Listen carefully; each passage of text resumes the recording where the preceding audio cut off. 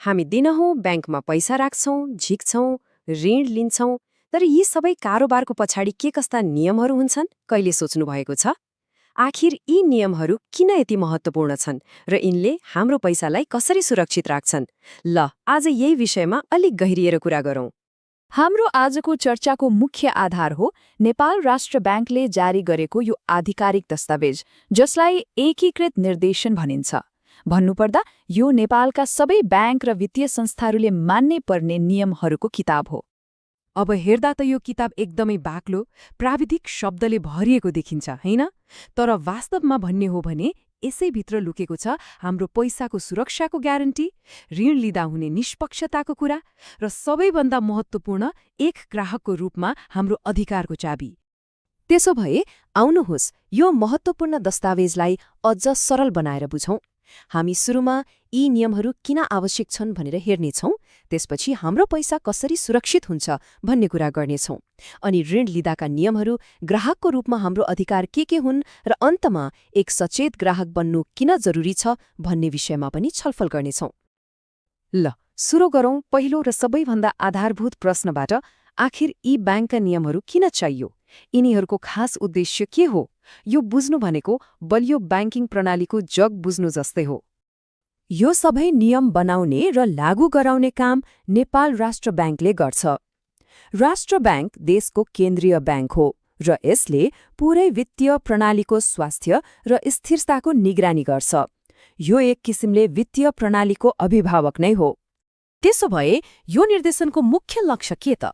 सरल शब्दमा भन्नुपर्दा यसले बैंकहरूलाई धेरै जोखिम लिनबाट रोक्छ, जसले गर्दा तिनीहरू स्थिर रहन्छन्। यसले समग्र वित्तीय प्रणालीप्रति हामी जस्ता सर्वसाधारणको विश्वास जोगाइराख्छ र सबैभन्दा महत्त्वपूर्ण, यसले ग्राहकको हक हितको रक्षा गर्छ। अब सबैको चासोको विषयमा प्रवेश गरौँ। हामीले ब्याङ्कमा जम्मा गरेको पैसा, हाम्रो बचत, साँच्चै कतिको सुरक्षित छ? राष्ट्रिय ब्याङ्कका यी नियमहरूले त्यो सुरक्षाको ग्यारेन्टी कसरी गर्छन् त? यहाँ एउटा अलिकति प्राविधिक तर एकदमै महत्त्वपूर्ण शब्द आउँछ, पुँजीकोष। यो भनेको के हो त? सरल भाषामा भन्दा यो ब्याङ्कको आफ्नै पैसा हो, जुन शेयरधनीहरू र ब्याङ्कको नाफाबाट जम्मा भएको हुन्छ। यो एउटा आर्थिक सङ्कटको बेलामा ढाल जस्तै हो। यसलाई ब्याङ्कको आफ्नै सेफ्टी शिल्ड वा सुरक्षा कवच भनेर बुझ्दा हुन्छ। मान भोलि कुनै कारणले ब्याङ्कलाई ठूलो घाटा भयो भने त्यति बेला हाम्रो निक्षेप डुब्नबाट बचाउने यही कवचले हो। यसले त्यो घाटालाई आफै सोच्छ र हामी जस्ता बचतकर्ताको पैसा सुरक्षित राख्छ। र यही कारणले गर्दा राष्ट्र ब्याङ्कले एकदमै कडा नियम बनाएको छ। त्यो हो, हरेक ब्याङ्कले अनिवार्य रूपमा एक निश्चित न्यूनतम पुँजीकोष राख्नै पर्छ। यसले के सुनिश्चित गर्छ भने ब्याङ्कहरू कुनै पनि वित्तीय झट्का सहन सक्ने गरी बलियो छन्, र ब्याङ्क जति बलियो भयो हाम्रो पैसा त्यतिले सुरक्षित हुन्छ। ल, बचतको कुरा त भयो। अब अर्को महत्त्वपूर्ण पाटो ऋणको कुरा गरौँ। चाहे घर बनाउन होस्, गाडी किन्न वा व्यापार गर्न, ऋण लिँदा यी नियमहरूले हामीलाई कसरी मद्दत गर्छन् त्यो हेरौँ। राष्ट्र ब्याङ्कले ऋण दिने प्रक्रियालाई पनि एकदमै व्यवस्थित गरेको छ।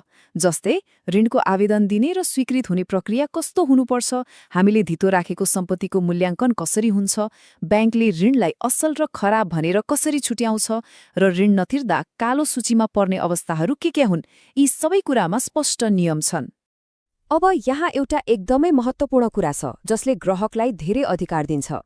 सोच्नुस् त, तपाईले ऋणको लागि आवेदन दिनुभयो र ब्याङ्कले अस्वीकृत गर्यो। अब ब्याङ्कले हुन्न मात्रै भनेर पुग्दैन। नियम अनुसार ब्याङ्कले आवेदन पाएको 7 कार्यदिनभित्र किन अस्वीकृत भयो भनेर लिखित र स्पष्ट कारण दिनै पर्छ। यो नियमले पारदर्शिता सुनिश्चित गर्छ, हैन त? अब कुरा गरौँ हाम्रो शक्तिको। एक वित्तीय उपभोक्ता, यानि कि एक ग्राहकको रूपमा हाम्रो अधिकार के छ त? यो खण्ड त्यसमै केन्द्रित छ। एउटा सिधा प्रश्न जुन हामी मध्ये धेरैले कहिलेकाहीँ सामना गरेका हुन सक्छौँ।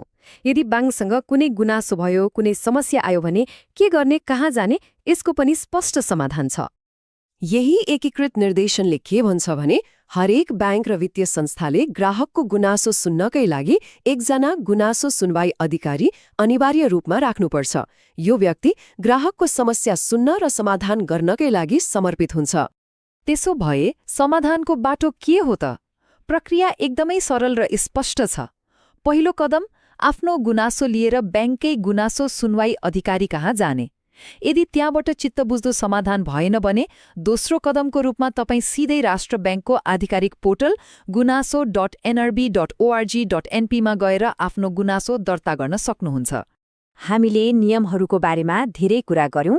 अब यो सबै जानकारीले हामीलाई एक सचेत ग्राहक बन्न कसरी मद्दत गर्छ र यो किन महत्त्वपूर्ण छ त्यसलाई सारांशमा हेरौं। छोटोमा भन्नुपर्दा आज हामीले 3 मुख्य कुरा सिक्यौं। पहिलो, हाम्रो पैसा ब्याङ्कमा सुरक्षित छ किनभने त्यसलाई पुँजीकोष जस्तो सुरक्षा कवचले जोगाएको छ। दोस्रो, ऋण लिने दिने प्रक्रियामा पारदर्शिता र निष्पक्षताका लागि स्पष्ट नियमहरू छन्।